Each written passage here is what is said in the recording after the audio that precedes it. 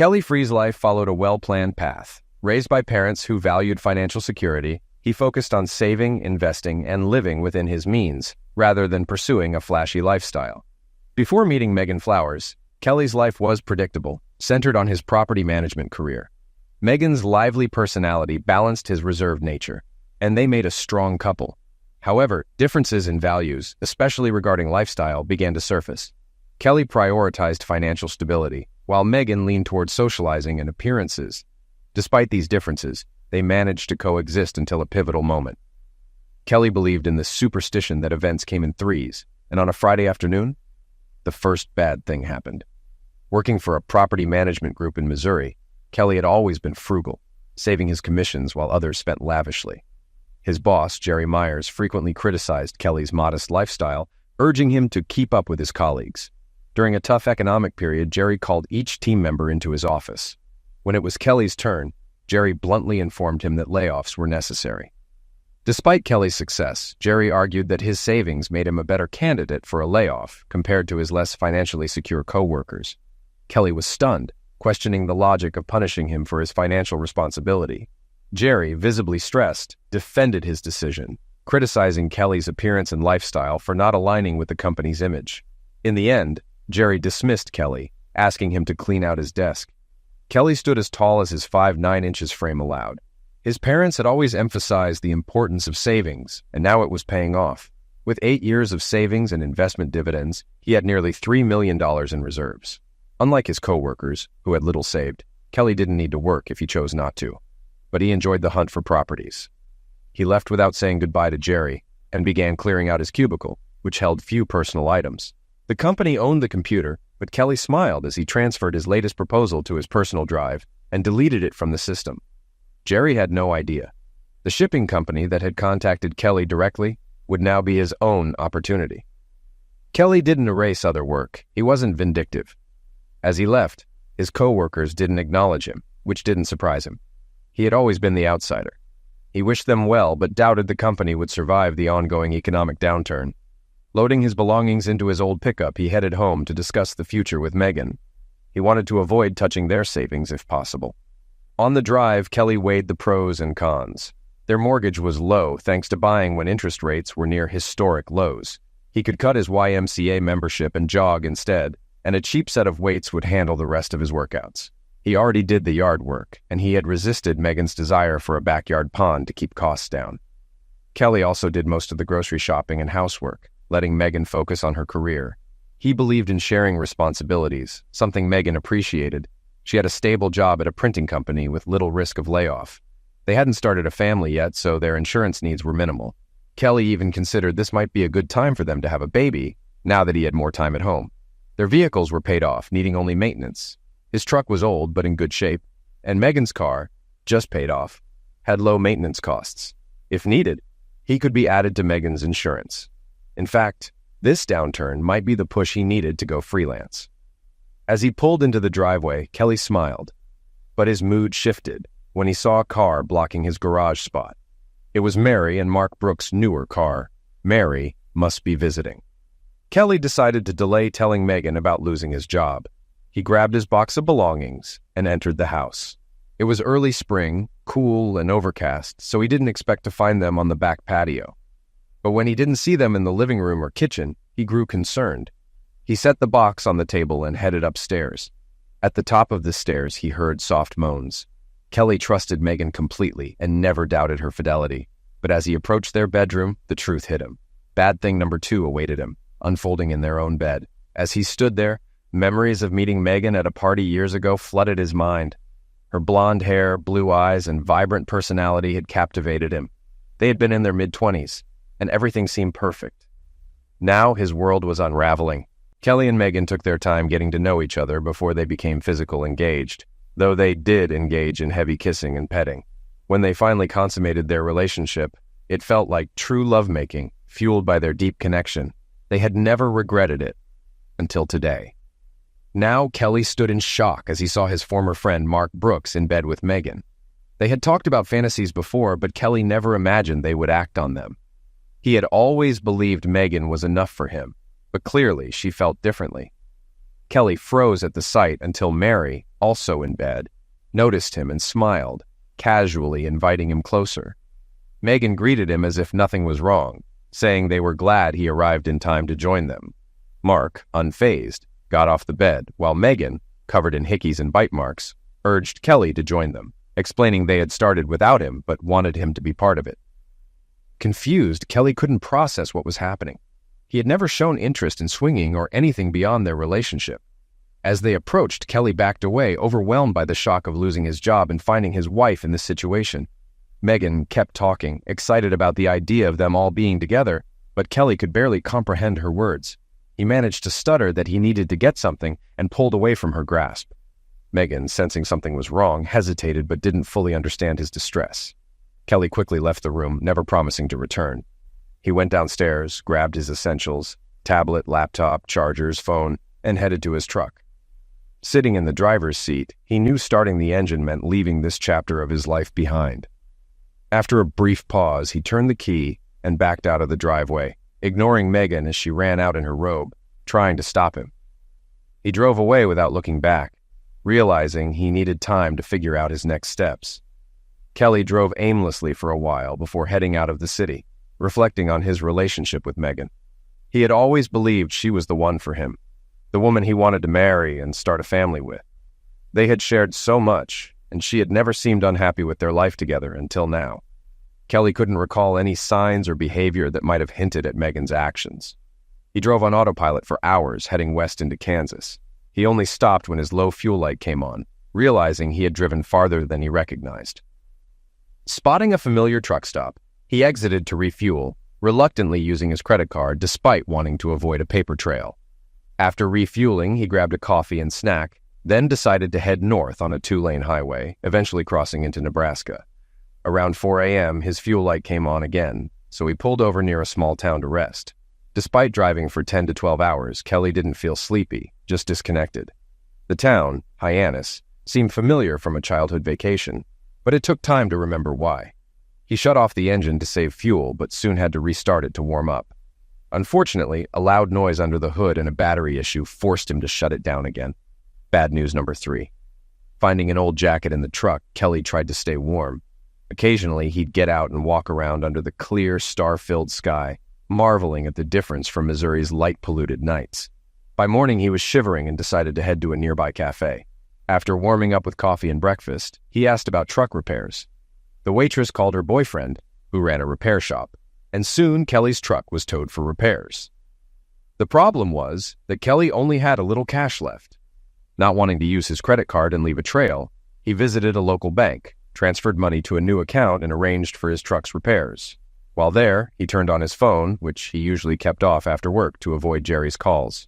He found multiple messages from Megan, Mark, and his mom. Assuming Megan had contacted his parents with some story, Kelly sent his mom a quick message, explaining he needed time to think, and was okay, but far from home. Kelly then called his attorney, leaving a message about his estrangement from Megan, and instructing him to restrict her access to his accounts and move funds to offshore accounts. An hour later, Kelly received an email from Lawrence Roberts, expressing concern about Kelly and Megan's situation, but agreeing to carry out Kelly's requests as long as they were legal. Lawrence mentioned knowing financial experts who could help. Kelly also asked Lawrence to arrange $2,000 monthly transfers to Megan to cover bills, including the house payment, since she needed a place to live, even though he wouldn't be staying there anymore. Kelly also realized that Megan might try to track him through his financial activities, and with his truck out of service for a few days, he needed a way to stay off the grid and cover expenses.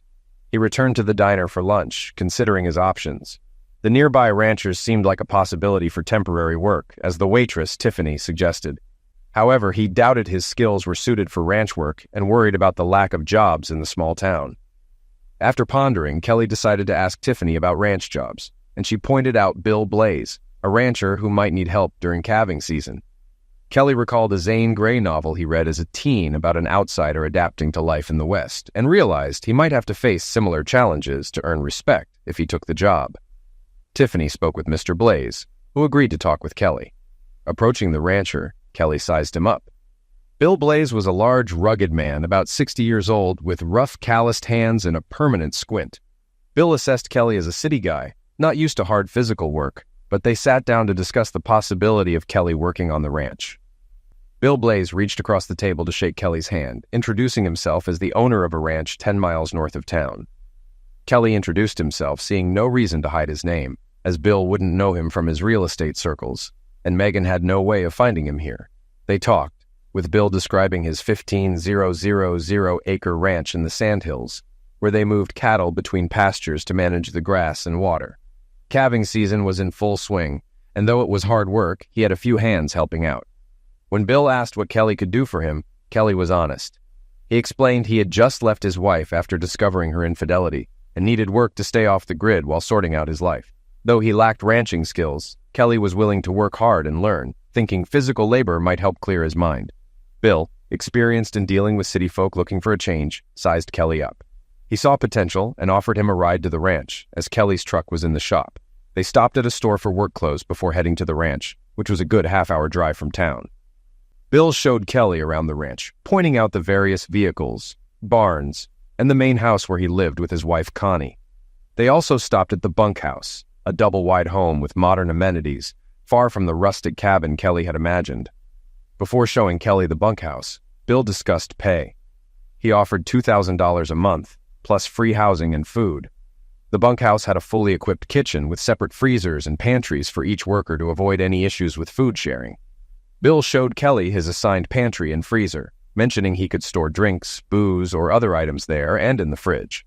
He provided keys and noted that beef, pork, chicken, and turkey were supplied. Bill also pointed out a computer for accessing recipes and shared the Wi-Fi password. In the hallway, Bill introduced Kelly to the bunkhouse setup. David Butch Tierney's room, Terry Haas Locken's room, and finally Kelly's room. Kelly was surprised by the spaciousness, which included a double bed, dresser, small desk, TV, and private bathroom. Bill showed him the linen closet with extra bedding and towels. Kelly mentioned he needed personal care items, and Bill suggested that Connie, his wife, could pick them up during her trip to Alliance. Kelly quickly made a list and gave it to Bill before meeting Connie, who warmly agreed to help. Kelly was then introduced to Butch and Haas. Butch, who quickly nicknamed Kelly Missouri, took him out to the pasture in a UTV. Butch explained that the herd was kept nearby for easier monitoring during calving season. He pointed out cows ready to calve and explained the challenges of protecting newborns from coyotes, showing Kelly the .223 rifle used for carnivore control. After circling the herd, they stopped for Kelly to practice shooting the rifle. Satisfied with his aim, Butch mentioned other potential dangers like prairie rattlesnakes, though it was still too cold for them to be active. On their way back, they encountered a cow giving birth. Butch explained ranching conservation practices and the importance of caring for the land. After the calf was born, Butch tagged it, gave it a shot of vitamins and antibiotics, and carefully monitored the protective mother. He explained that weak calves sometimes needed extra care in the barn, but assured Kelly this one seemed strong and ready to stay with its mother. The young bull quickly stood on shaky legs and began nursing from his mother. Butch chuckled, satisfied. That instinct to nurse shows how strong the calf is, just like with humans. Kelly, reflecting on his troubles with Megan, felt a mix of satisfaction from what he witnessed and sadness over his situation. Butch kept Kelly busy, showing him various ranch equipment. Kelly learned that on the ranch, vehicles were left unlocked with the keys inside, a habit he needed to adopt to avoid putting anyone in danger from the elements. Butch also gave Kelly an extra coat and a hat, advising him to wash them before use. As they prepared for night checks on the cows, Butch explained the routine. They would check the cows every few hours, and with rain expected, it was important to stay dry and warm. Later, Butch and Haas demonstrated how to operate the pickup with a bale lift, used to feed the cows. Kelly marveled at the efficiency compared to the old days of handling bales by hand. Butch explained the breeding process and how they managed the herd, including separating bulls from cows until breeding season and checking cows for pregnancy. Those that couldn't produce were sold, with some eventually ending up as meat for the ranch. Kelly was overwhelmed by the differences between this life and his previous one, noting the trust and physical demands of the ranch. Despite the challenges, he appreciated the balance of hard work and modern conveniences. As they waited for Connie to return with supplies, Butch shared his food with Kelly. Grateful, Kelly decided to cook dinner, sloppy joes and mac and cheese, reflecting on his past life with Megan and wondering how often she had deceived him. After supper, Butch quickly cleared the table, loaded the dishwasher, and added Haas's dishes. Missouri put his clothes in the dryer, and they all called it a night. Missouri went to his room, made the bed, and worked on his real estate proposal. However, he struggled with poor phone reception on the ranch, eventually stepping outside to make a few necessary calls. One of his contacts wasn't thrilled about the late call, but understood after Kelly explained his situation. After finalizing the details, Kelly returned indoors to warm up and saw multiple missed messages from Megan, which he deleted without reading. He assumed she was just worried about finding him, not ready to deal with her yet. He knew the funds he arranged would cover the house payments and utilities, but Megan could manage her own groceries. Before bed, he set an alarm for 1:30 a.m. to join Butch at 2 a.m. for cow checks, planning to help pull a few calves as part of his training. That night, Missouri got to help pull his first calf. It was a difficult process, with shadows making visibility tricky, but they managed to deliver the calf successfully. The newborn stood and nursed quickly, while the cow ate the placenta. Missouri tagged and inoculated the calf under Butch's guidance. Later, Hoss took over, and Missouri caught a few hours of sleep before joining Hoss again at 5 a.m. Unfortunately, they had to deal with a not-alive calf, which they removed to avoid attracting coyotes. After a quick breakfast, they resumed their routine of feeding and checking the cows. This became Missouri's daily life throughout the month as calving season continued. As the weather warmed and grass greened, he started learning how to ride horses and repair fences. He took a few falls but quickly learned the ropes, both literally and figuratively. Butch and Hoss taught him roping skills, though mastering the lasso took time and effort.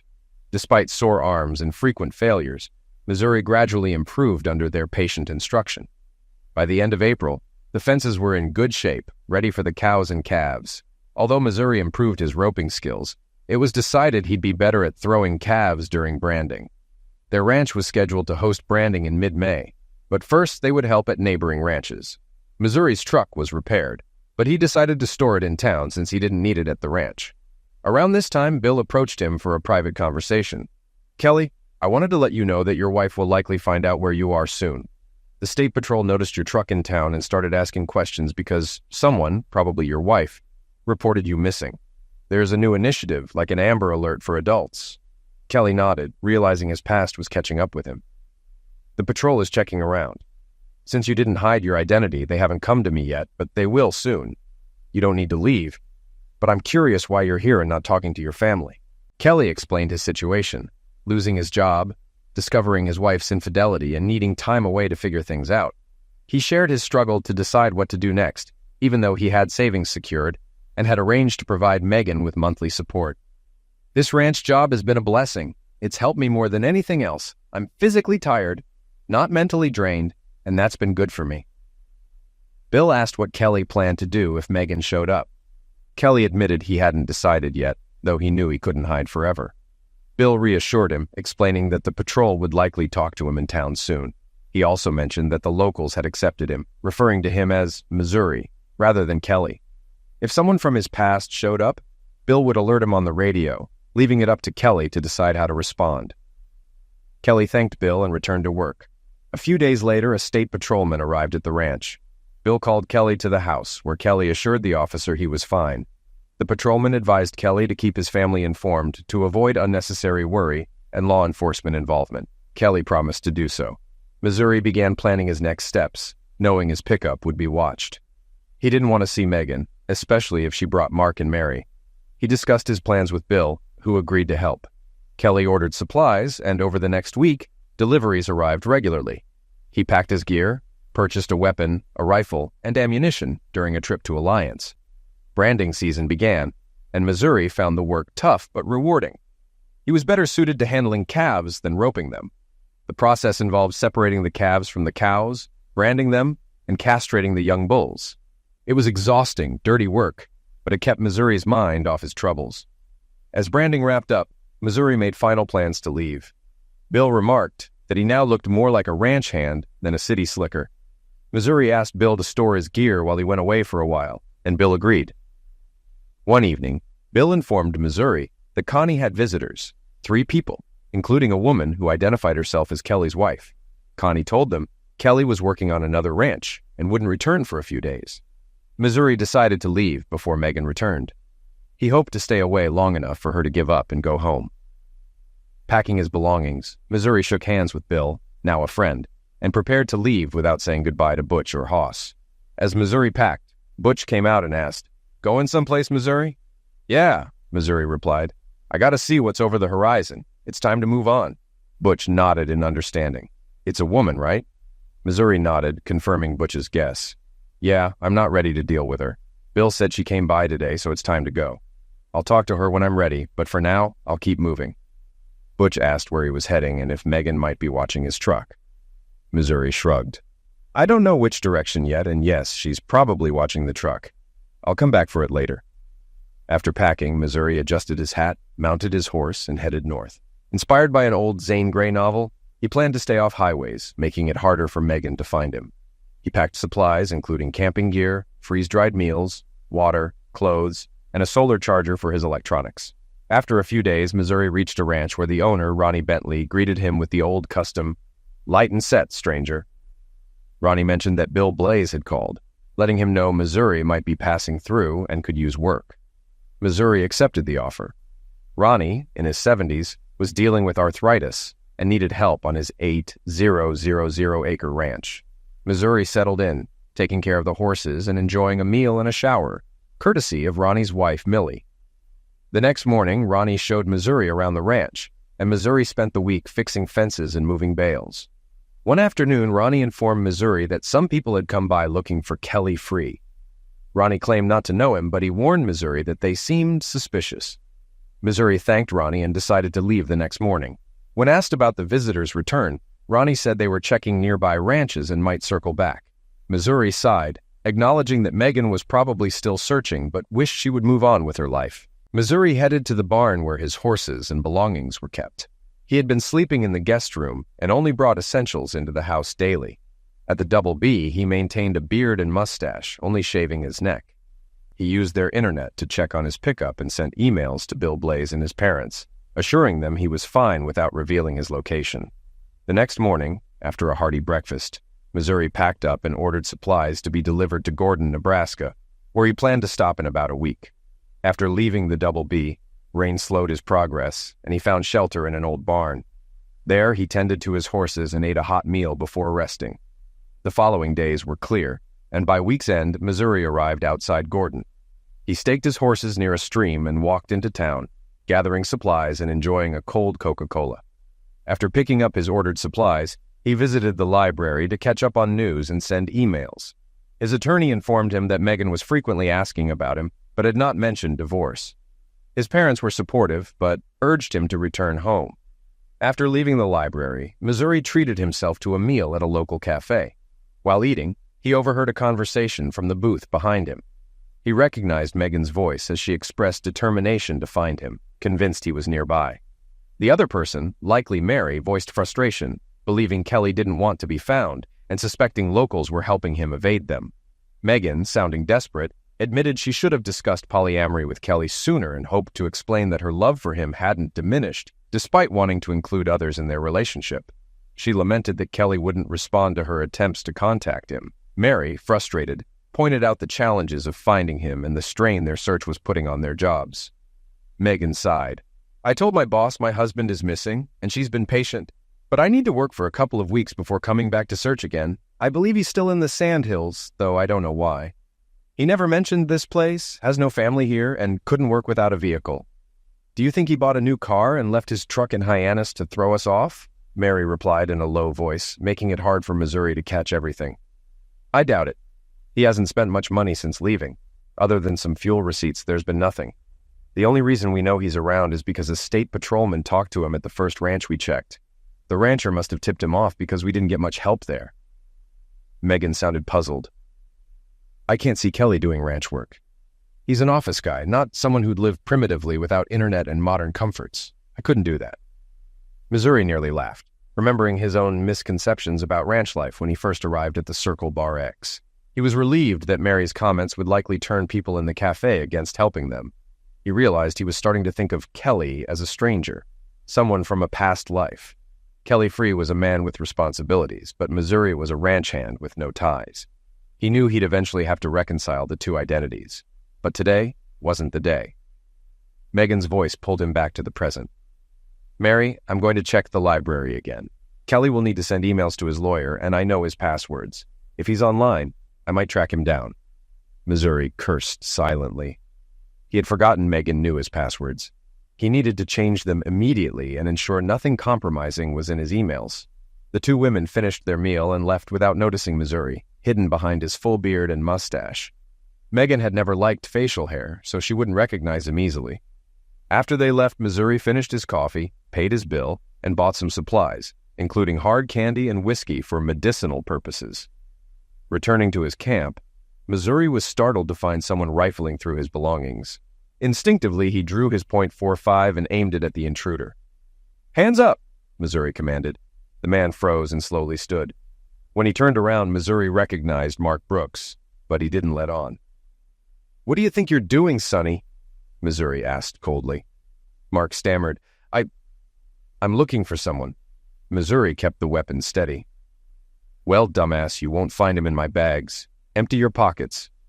Missouri glared at Mark, his voice sharp and commanding. "Listen, I suggest you be careful. It's not a good idea to mess with other people's belongings out here. Now, empty your pockets. Looking for someone isn't an excuse for stealing." Mark stammered, "No, I'm really looking for someone. My best friend, Kelly Free. My wife and his wife are in town searching for him. I thought he might be camping near here, so I was just checking the bags to see if they belonged to him. Please, you have to believe me." Missouri considered Mark's words, but kept his voice low and threatening. "Maybe I believe you, maybe I don't. Now empty your pockets on that log, or I'll put a hole where you don't want one." When Mark hesitated, Missouri fired a round near his feet, causing Mark to panic and quickly comply. Missouri kept his identity hidden, his beard, mustache, and hat helping with the disguise. After confirming Mark had nothing of his, Missouri told him to put everything back. Backing Mark to the edge of the camp, Missouri asked, "Why don't you just leave this person alone?" as he holstered his weapon. Mark replied, "He's my friend and he's hurting. We want to bring him home so he can heal. His wife wants to apologize and get him back in her life. She just wants to talk to him face to face. She loves him, and he's been gone for months." Mark then studied Missouri more closely, suspicion growing. "What's your name, stranger?" he asked. "They call me Missouri," came the reply. Mark, growing more suspicious, asked, "Why do they call you that?" Missouri shrugged. "Everyone needs a name. Tex is too common. Kansas isn't popular here, and Nebraska is just plain dumb. If I were in Missouri, I'd be called something else." Mark pressed further. "What's your real name?" In an instant, the .45 was out again. "It's best not to pry into things that don't concern you. You should probably move along before things get complicated." Terrified, Mark backed away and eventually ran off without looking back. Missouri smirked, knowing his disguise had worked for now. Realizing he needed to move quickly, Missouri broke camp in just 10 minutes, leading his horses downstream to avoid detection. He circled around Gordon, negotiating fences and avoiding attention. By nightfall, he found shelter at a farmstead where the owner, a single woman living with her widowed mother, invited him in for supper after allowing him to stable his horses and bed down in the barn. Martha laughed when Missouri questioned her hospitality. "Missouri, everyone around here is looking out for you. Those 3 idiots came to town again, but no one gave them any information. We know who you are, but we also know you're a hard worker, respectful, and a friend to those in need. So you're one of us. They'll keep looking, but eventually they'll go home. They come every other weekend, asking questions. But we all agree you have your reasons for being here and not talking to her. Someday, maybe you'll share your story, but honestly, the gossip is probably better." Missouri smiled, and then shared his story with her, starting with his belief that bad things happen in threes. After hearing it all, Martha smiled back. "You know, sometimes bad things turn out to be blessings. Losing your job? That boss of yours was terrible, pushing you to live beyond your means. Now you have the freedom to do things your way, and plenty of clients who'd support that. Finding out about your wife's infidelity? It was a blessing in disguise. Better to know now than continue living in the dark. And your truck breaking down? It led you here, where you found a new way of life. I think God was guiding you to heal." Martha continued, "You've changed. Your wife didn't recognize you, and that guy at your camp might have doubted it was really you. You look older, with a beard, longer hair, and no sunglasses. Your voice is rusty from not talking much. Mark wouldn't have recognized it." Missouri chuckled. "He was too focused on my weapon." Martha laughed. "That story is going to give everyone a good laugh. I shouldn't share what you told me, but I might have to when I'm in town tomorrow. Missouri finally found something to smile about. Martha, a funny and warm-hearted woman, was a stark contrast to her more brusque mother. He stayed with them for a few days before heading back to town. In town, he camped on the outskirts and walked in to do his business. He first stopped at the library, using their Wi-Fi to set up a new email account and contacting his attorney, Lawrence. He confirmed with Lawrence that all his money had been safely moved out of the country, making it hard for Megan to access. Lawrence warned that the courts could still demand an accounting of his assets and might order him to give up 50% in a divorce. Missouri asked, "What if I never file for divorce?" Lawrence replied, "Megan could file for divorce citing abandonment, and the court would still divide the assets." Missouri then asked, "But what if she can't find me to serve the papers?" Lawrence replied, "Even if she can't find you, the court can still rule against you. I can represent you in your absence, but judges usually don't like that and might penalize you for not showing up." He paused, then added, "The courts tend to favor the woman in these cases. In the past, men often walked away with most of the assets, leaving their wives and children struggling. Now it's the opposite. They assume the man earns more, which was true for you until you lost your job. Her lawyer will argue that you didn't give her enough under community property laws, and the court will likely side with her, punishing you for leaving. They rarely consider what the man is going through, especially in big cities where the system leans against men."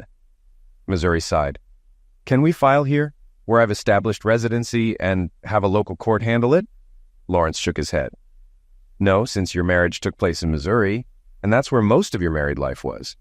It has to be heard there. If she established residency where you are now, it might be different." Missouri resigned himself. "I guess we'll keep things as they are. I'll keep moving for now. There's plenty of land for me to cover, and it'll make her search harder. I'll contact you when I can. Let's continue as we have been." A few days later, Missouri walked into town and bought a pay-as-you-go phone to avoid being tracked. Back at his camp, he had a decent signal and decided to call Megan. He first tried the house, but then remembered she might be at work. He called her office and was put through to her extension.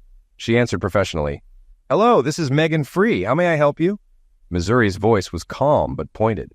"Surprised you're still using my name. Why not take the Brooks name?" Megan hesitated, confused. "Who is this? Is this a joke?" Missouri replied sharply, "What, you don't recognize your husband? Maybe Mark's voice is more familiar now. Surprised you're at work instead of with your friends." Ignoring his jabs, Megan asked, "Is this really you, Kelly? This isn't a prank, right?" Missouri softened but remained firm. "Why would anyone pretend to be me? I've made sure people can reach you if they spot me. Most calls are false leads, but occasionally someone calls with useful info. And no, this isn't my number. I'm avoiding being tracked.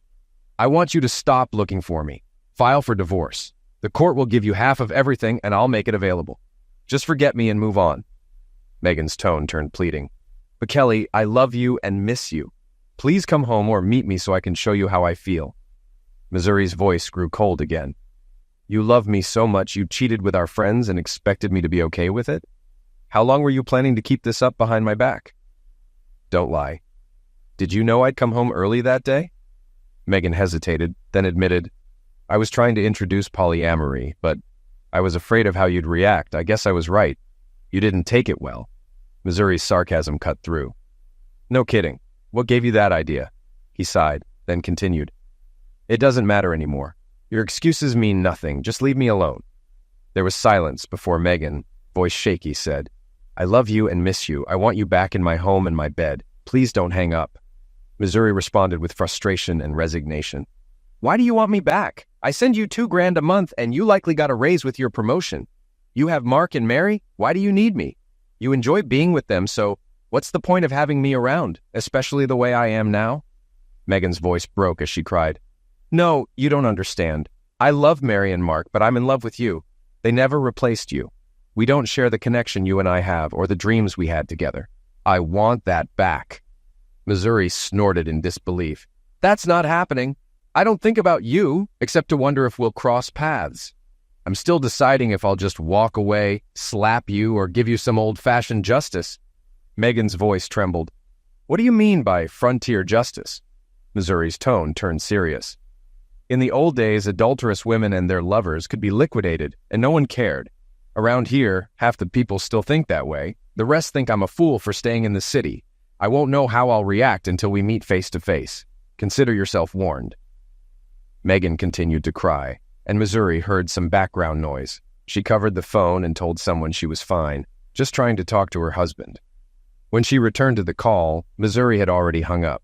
As Missouri turned off the phone and prepared lunch, he reflected on how little he thought about Megan anymore. His focus was on practical matters, his next destination, the weather, and helping the next rancher. Megan and their failed marriage rarely crossed his mind, except for the occasional reminder of her betrayal. He realized that distancing himself from Megan was working as he had hoped. His anger was cooling, and indifference was setting in. Soon, he might just shrug at the memory of her and their marriage. After finishing lunch, he decided it was time to file for divorce and take control away from her. He sent the necessary message through his new email account. The next morning, Missouri broke camp early and headed south, planning to visit Bill and Connie Blaze at the Circle Bar X. With the season changing, he wanted a more permanent situation before the first frost. Halfway to Hyannis, he spotted smoke on the horizon and worried about a wildfire. As he got closer, the smoke began to dissipate, indicating the fire was out. Cresting a hill, he saw a helicopter wreck in a meadow. The fire had burned out without spreading to the grass. Riding closer, he saw someone moving near the wreckage, a woman dragging something. He called out, "Hello, the camp!" not wanting to startle her. She waved him in without hesitation. As Missouri approached, she looked up and said, "I'm so glad to see someone. We went down yesterday and thought rescue would come sooner." Missouri dismounted and asked, "Are you the only survivor?" "No, my partner Jane is injured. She's over there under the shelter. I think she fractured her back." "The pilot didn't make it," she said, her voice heavy with exhaustion and sorrow. Missouri guessed it was a medical helicopter. "Where were you headed?" "We were flying from North Platte to Valentine. We had electrical problems. The pilot tried to land, but the engine stalled. We were too low to land safely. After the crash, I got Jane out, but I couldn't reach Sam before the fire started. He was unconscious, so I hope he didn't suffer," she explained. Missouri took in the situation. "Why are you so far west if you were heading to Valentine?" He pointed northeast. "It's that way, and you're off course." She looked frustrated. "That explains why we haven't been found. They must be searching east of here. After a power surge, Sam didn't trust the GPS. The radio also went out, and we didn't have time to use the sat phone before the crash." Missouri asked, "Can you use the sat phone now?" "It burned in the fire. I managed to save the survival gear, but couldn't get the phone out in time," she said, regretful. Missouri nodded. "I understand. There's no cell service here either. I see a ranch house about 10 miles south. If the fences aren't too bad, I can get there in a couple of hours and call for help. I've marked your location on my GPS so they won't have trouble finding you. I'll leave my pack horse here. There's food, a stove, and a tent if you need them." The paramedic nodded, thankful. "We'll stay near the helicopter in case the emergency locator starts working." Missouri quickly unloaded his pack horse, staked it out, and mounted his other horse. Before leaving, he said, "When rescue comes, just tell them to leave my horse in packs. I'll be back to get them." She nodded. "Good luck. Thank you for getting help." Missouri spurred his horse into a fast pace, knowing he needed to move quickly. He only stopped to lower a few fences, making sure they could cross safely, but he didn't waste time repairing them. True to his estimate, Missouri reached the ranch after a couple of hours. Fortunately, the rancher was home, so Missouri didn't need to search for the phone. After explaining the situation, the rancher called the authorities. The local fire department and ambulance were about 30 minutes away, so the rancher and his crew quickly loaded their pickups and UTVs with blankets, food, water, and bandages, then headed out with Missouri's GPS coordinates. Missouri stayed behind to care for his horse. He saw a couple of helicopters overhead, likely heading to the crash site. He assumed the sheriff's department had notified them of the location. The paramedic and Jane would soon be on their way to the hospital. After resting his horse, Missouri headed back to retrieve his pack horse and supplies, fixing the fences as he went. When he returned to the crash site, the fire department and ambulance were there. The sheriff and deputies were securing the area, waiting for the NTSB. Missouri noticed the pilot's body hadn't been moved yet, but he knew it wasn't his concern anymore. He focused on packing his horse to continue his journey. As he prepared to leave, a man with a badge stopped him. "In all the commotion, we never got your name. The investigators will probably want to know who you are. You're the guy called Missouri, right?" Missouri nodded. "Yeah, that's me. If possible, I'd prefer to just be Missouri in the reports. I'm not ready to face my wife yet, so I need to keep moving. Also, please don't mention which direction I'm heading." The sheriff nodded, understanding. None of the firefighters or EMTs were close enough to overhear. Later, they'd just say that they looked up and Missouri was gone, disappearing over the nearest hill. The sheriff, though, wasn't naive. He knew Missouri's real name and informed the NTSB investigators, but kept it from the news reporters who arrived on the scene. Unbeknownst to Missouri, his travels were becoming legendary. Megan and the Brooks continued their visits to the area, but each time they asked about Missouri, people claimed to have seen him in different places, often miles apart on the same day. Stories of him rescuing ranchers and travelers circulated, with everyone knowing someone who'd spotted him. Some described him wearing a clean white hat, like the Lone Ranger. Others mentioned a black hat. His horses, too, became part of the legend. Some said he rode a nearly white palomino, others a roan or a paint. Tales of his exploits in local rodeos, where he supposedly won all-around cowboy, added to his mythical status. And while some young women hinted at having helped him during tough times, they all described him as a true gentleman. When Missouri was near the Circle Bar X, a state patrolman stopped him. It was unusual, as Missouri wasn't speeding on horseback, and he had been careful to stay off the highway, avoiding any chance encounters with Megan and her crew. The patrolman waited at a gate for Missouri to approach, noting that he now carried a .45 on his hip. "Say, son, could you stop for a moment? I'd like to chat if you don't mind," the patrolman said. Missouri leaned back in the saddle. "Sure, I've got time. Just heading down the road a bit." The patrolman chuckled. "That wouldn't be to Bill Blaze's ranch, would it? Word is you're close with him." Missouri smiled. "More like mentor and boss when I first came here. Hard to believe it's only been a few months. Feels like longer. With winter coming, I'm hoping he'll need help through the season." "Oh, I don't think that'll be a problem. Last time I spoke with him, he mentioned you're always welcome. He figured I might run into you and asked me to pass that along," the patrolman said, then paused before asking, "Have you talked with your wife?" "She still checks in occasionally." Missouri sighed. "I spoke to her once, told her to file for divorce and move on." "Why is she still bothering you?" The patrolman shrugged. "Might have something to do with all the stories going around." "Stories? What stories?" Missouri asked, curious. The patrolman then shared all the tales of Missouri's supposed exploits, heroic rescues, rodeo wins, and more. Missouri was both amazed and baffled. "In one summer, no one could do even a fraction of what you're telling me," Missouri said, shaking his head. The patrolman laughed. "We know that, but a little mystery, a bit of romance, and a couple of real events. Stories take on a life of their own." Missouri chuckled. "Sounds like those old dime novels about the Wild West. Probably a lot of made-up stuff with real names thrown in." "Yeah, they probably wouldn't sell now, but funny enough, there are at least 3 people on social media claiming to be you. They argue over who's the real Missouri. Oddly, none of them use your real name. Either they don't know it or are keeping the mystery alive. All you need is a black mask and someone will start calling you the Lone Ranger," the patrolman said with a grin. Missouri touched his beard. "Guess I'd need to be clean-shaven to play the hero." They both laughed. After a friendly chat, the patrolman let Missouri continue on his way, and as the patrolman shared his encounter with his colleagues, the legend of Missouri grew even more. A day later, Missouri returned to Circle Bar X, ready to see if Bill needed help for the winter. If so, he figured he'd settle in for the colder months.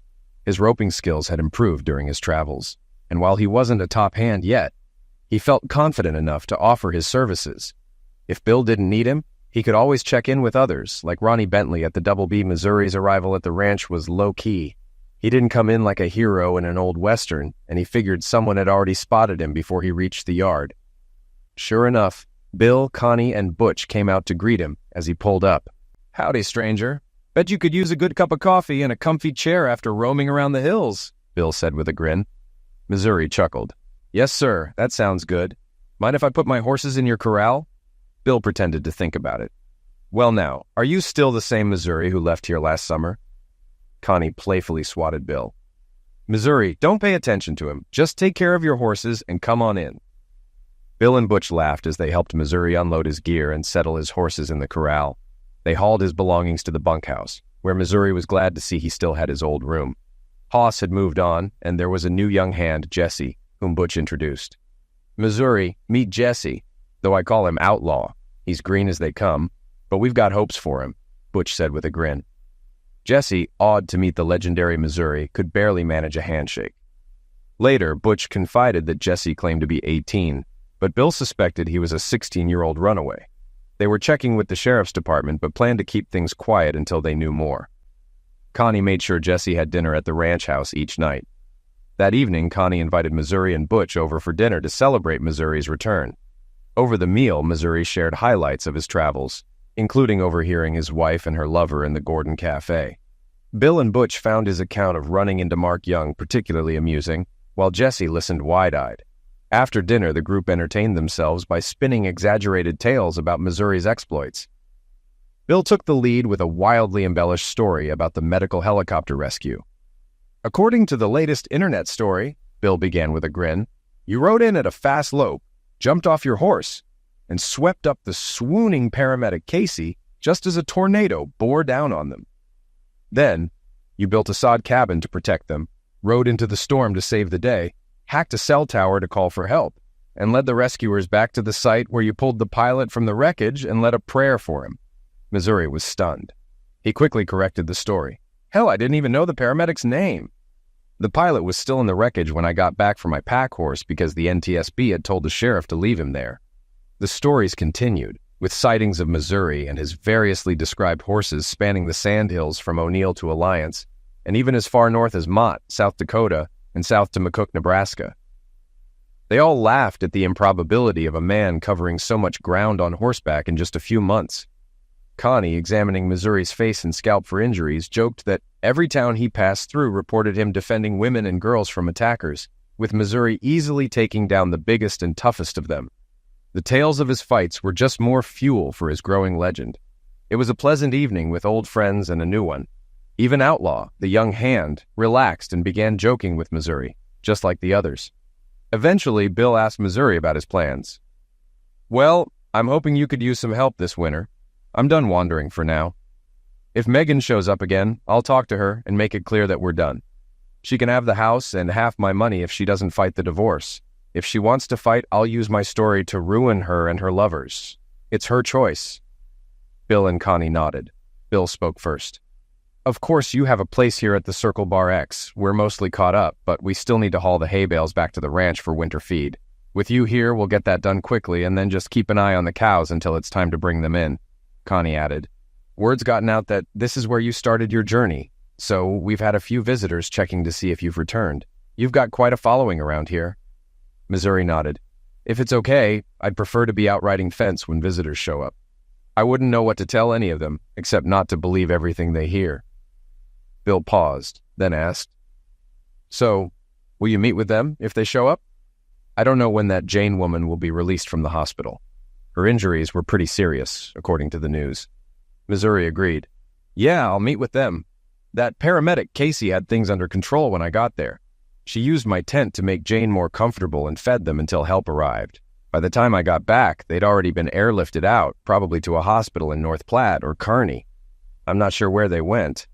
The fire guys and EMTs on site didn't know either.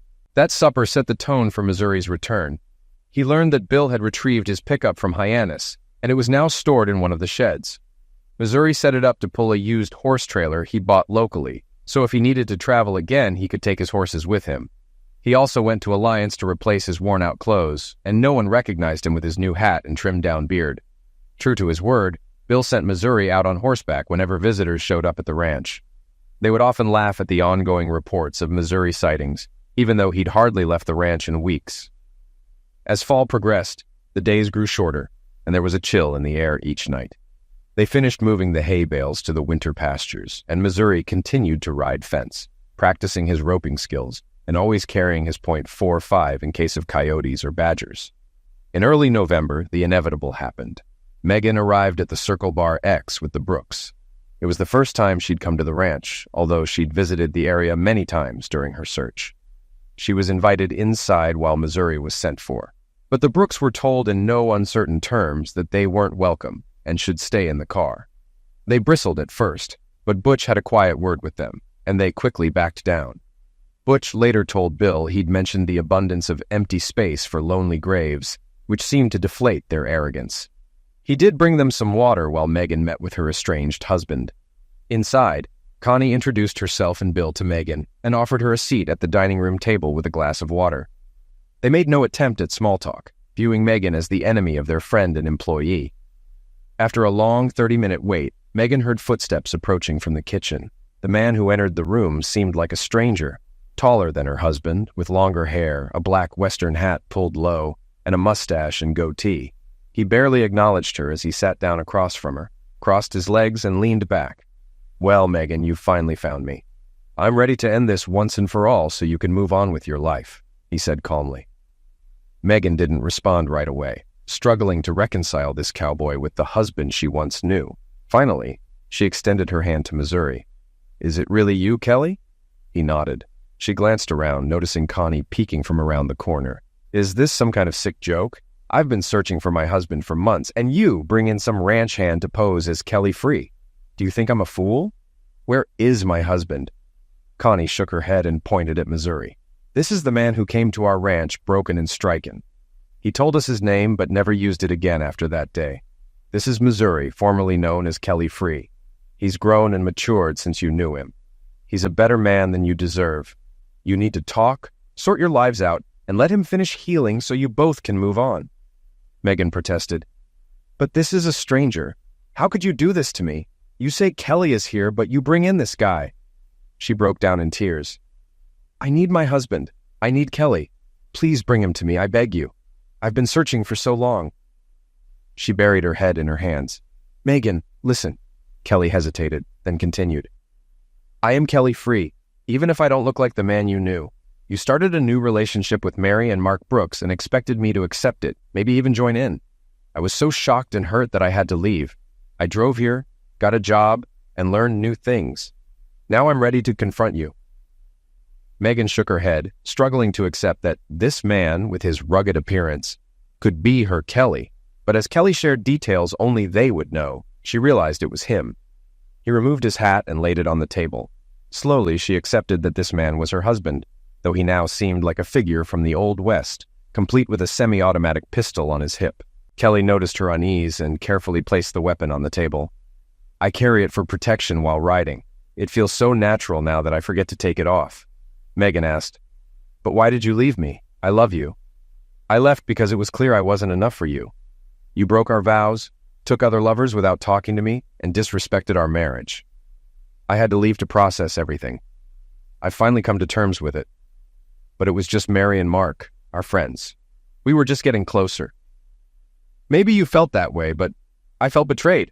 I walked in on you all having sex in our home, in our bedroom. I had to leave before I did something I'd regret." Megan looked shocked. "What do you mean by that? When I saw you, I couldn't decide whether to cry, throw up, or hurt all of you. When you approached me, I was so repulsed that the only option was to leave, so I did." Kelly paused, seeing her denial. "I drove for hours trying to avoid making a decision about us. When I ended up stranded in Hyannis, I had to face the reality of what you'd done.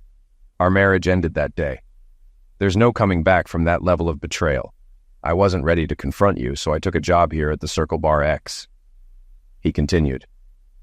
"These people welcomed me, a stranger. They taught me how to work hard and treated me with respect, something you took away from me." Connie nodded in agreement with Missouri's words and added, "We did all that and more, some of which Missouri might never know. Bill and Butch were often just a few miles away from where Missouri camped, ready to help if needed. But they were proud he never did. He matured into a hero straight out of a Zane Grey or Louis L'Amour novel, a man you could trust. He became a true sandhiller, accepted wherever he went. Whether he stays here or returns to the city, he will stand tall."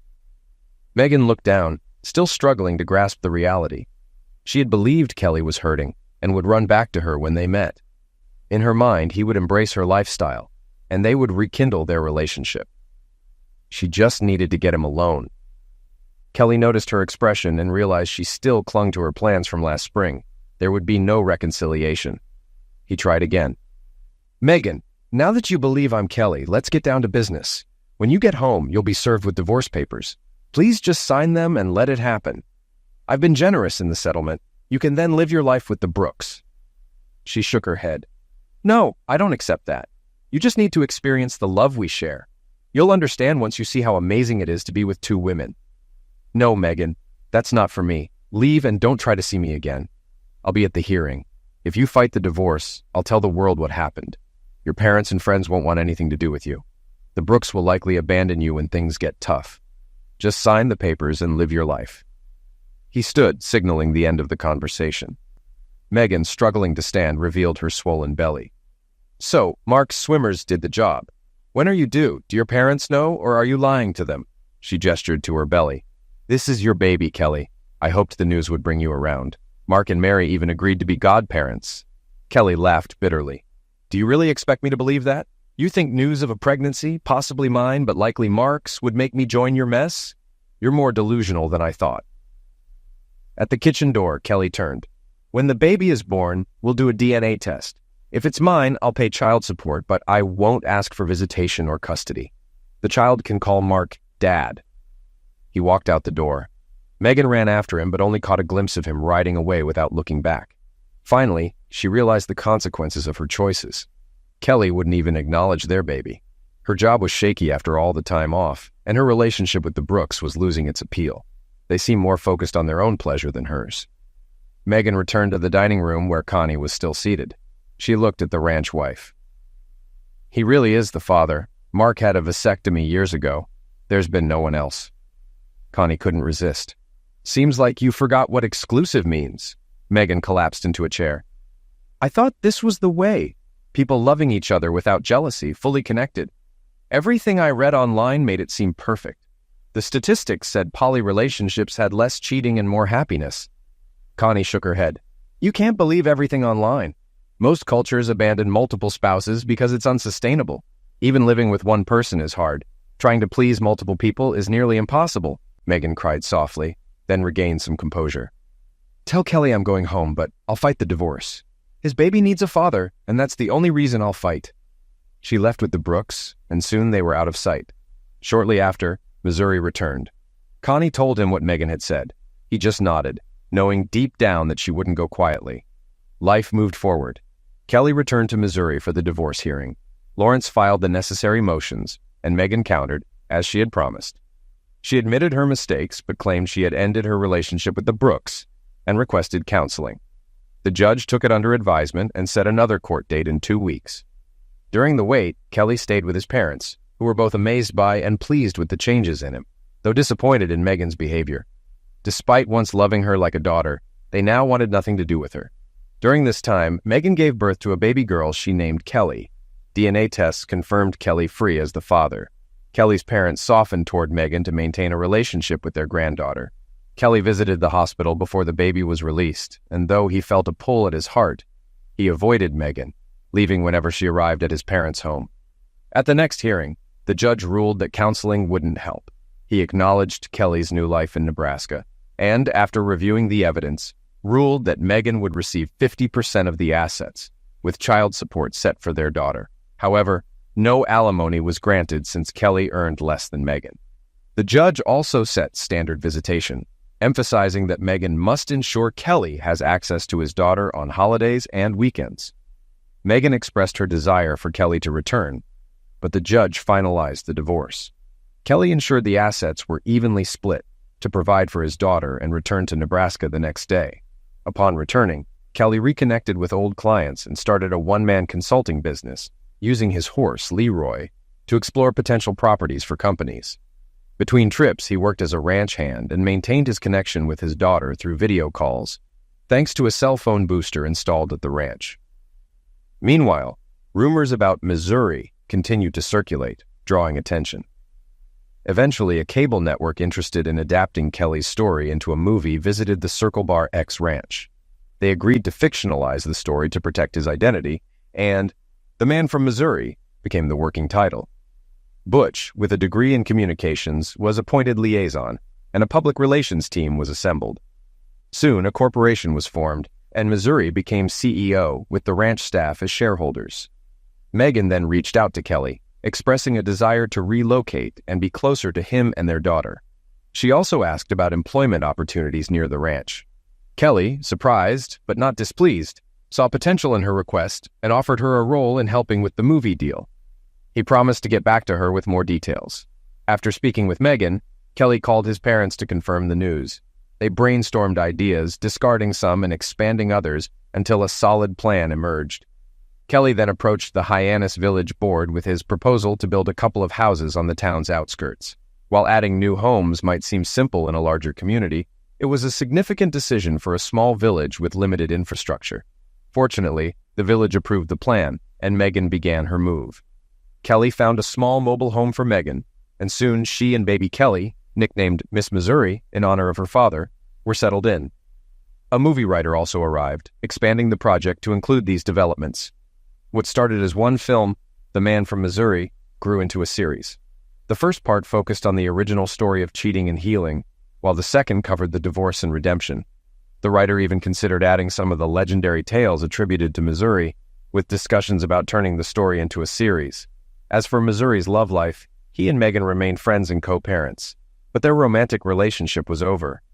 While high-end modular homes were being built for Megan and Kelly's parents, a new person entered the scene. Jane Gantry, one of the survivors from the helicopter crash, arrived at the ranch, accompanied by Casey, the paramedic. Jane, recovering from her injuries, thanked Missouri for saving her life. As their conversations deepened, Jane expressed her interest in opening a clinic in Hyannis. Jane and Casey became integral to the community, with plans for the clinic taking shape. Meanwhile, Missouri juggled his ranch duties, parenting, the movie project, and site visits for clients. Jane, who had recovered enough to no longer need crutches, noticed that Missouri was overworking himself and convinced him to take a break. During a week of riding and camping, their relationship grew more physical engaged, and they became engaged. Megan realized that Missouri had moved on and began a relationship with Butch. Over time, Missouri and Jane had 2 sons, and Megan and Butch had 2 daughters. The families grew close, with Bill and Connie acting as grandparents to all the children. The movie based on Kelly's life was a success, with only a brief mention of his real name in the credits. It led to more films, including one focused on redemption and renewal. Kelly invested in the Circle Bar X Ranch, maintaining a strong relationship with Bill and Connie until they passed away. With arrangements in place for medical support through Jane's clinic, the Blazes never felt the need to leave their beloved home,